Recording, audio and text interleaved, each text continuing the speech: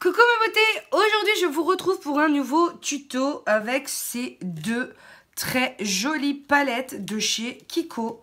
Voilà, ce sont les Smart palettes. Donc il y a celle pour les yeux, la numéro 02, la Warm Smart. Et vous avez pour le teint la 02 aussi, voilà, qui est plus pour les teints médium à foncé.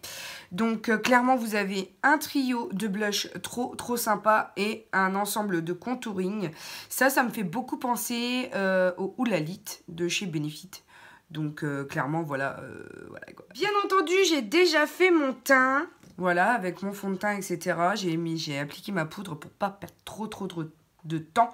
Et on va commencer avec cette teinte plus claire, voilà, que je vais venir appliquer avec mon pinceau numéro 14, toujours de chez Kiko. Voilà, pour venir ici commencer à sculpter mon visage. Ça tombe vraiment bien parce que d'habitude, je réalise cette étape avec le 3, le Radiant Fusion, voilà, en teinte 03, voilà, et qui se ressemble un tout petit peu, même si celui de cette palette est un peu plus foncé. Mais clairement, c'est une étape que je ne néglige jamais parce que ça vous aide vraiment à faire une transition sur le contouring que vous voulez mettre en place en fait. Je poursuis avec la teinte bien plus foncée pour réaliser, voilà, le contouring de la pommette, tout simplement. Si vous ne savez pas, faites comme ça et suivez la ligne. Dès lors que vous voulez faire le nez, moi je viens tout simplement pincher, ça veut dire voilà, aplatir mon pinceau, prélever un petit peu et faire comme ceci l'arête de mon nez, tout simplement. Je viens maintenant appliquer mon blush et je vais choisir une teinte, voilà, que je vais mélanger entre ces deux-ci. Avec un pinceau en fait qui sera dû aux fibres, qui permet justement d'être hyper aérien au niveau de l'application.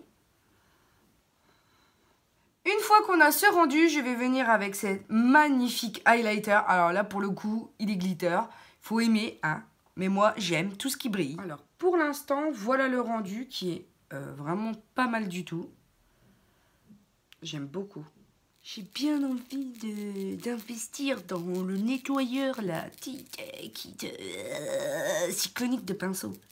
Parce que genre, voilà, c'est mes pinceaux. La flemme de les nettoyer quoi. Alors nous allons commencer avec une teinte, comme je vous le dis, toujours intermédiaire. Ce beige là pour unifier la paupière et travailler de la couleur la plus claire à la plus foncée et venir blender plus facilement les fards entre eux. Alors pour l'instant verdict, fard pas trop poudreux, vraiment bien pour l'instant. Une jolie couleur qui unifie bien la paupière. Pour l'instant, c'est tout bon. Je vais poursuivre ma transition avec ce brun puisque c'est l'un des seuls mats de cette palette. Puisque vous savez que les transitions, il ne faut pas les faire avec de l'irisé. Parce que clairement, voilà, ça fait tomber la paupière. Donc plutôt tabler sur un mat de cette couleur-là pour voir un petit peu ce que ça donne.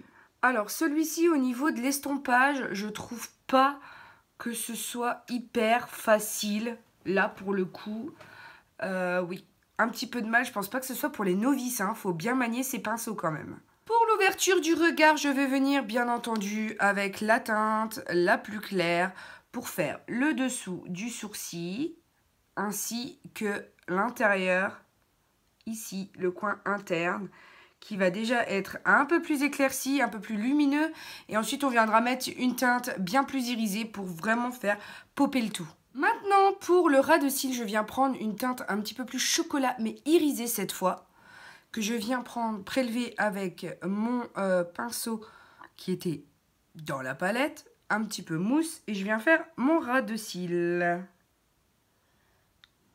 Une fois qu'on a ce ras de cils, on vient un petit peu l'estomper pour avoir un joli dégradé et pas avoir une ligne toute droite, toute définie qui sera pas jolie.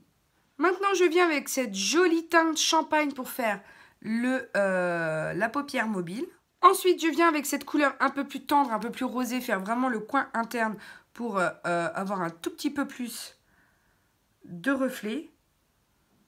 Ensuite, pour un peu plus de relief sur la paupière mobile, et ce sera notre dernière étape, je vais prendre cette teinte un peu plus chocolat pour venir faire mon 3/4 ici. Voilà, et remonter vers la transition. Pour pas qu'il y ait vraiment cet aspect très très clair partout sur la paupière. En ce qui concerne cette palette, elle est dans certains aspects un peu poudreuse. J'ai mélangé du Fix Plus pour avoir cette teinte très très dorée. Il fonctionne très bien mouillé. Après, quand il s'agit de les travailler à sec, ils sont un peu moins pigmentés. Mais voilà, donc ça peut être pour les novices, mais en même temps, il faut avoir un bon coup de pinceau pour pouvoir estomper notamment voilà, cette teinte un peu plus foncée qui a été la plus difficile en fait à travailler de toute la palette en fait. Je viens de poser mon eyeliner qui est le Zao Essence of Nature.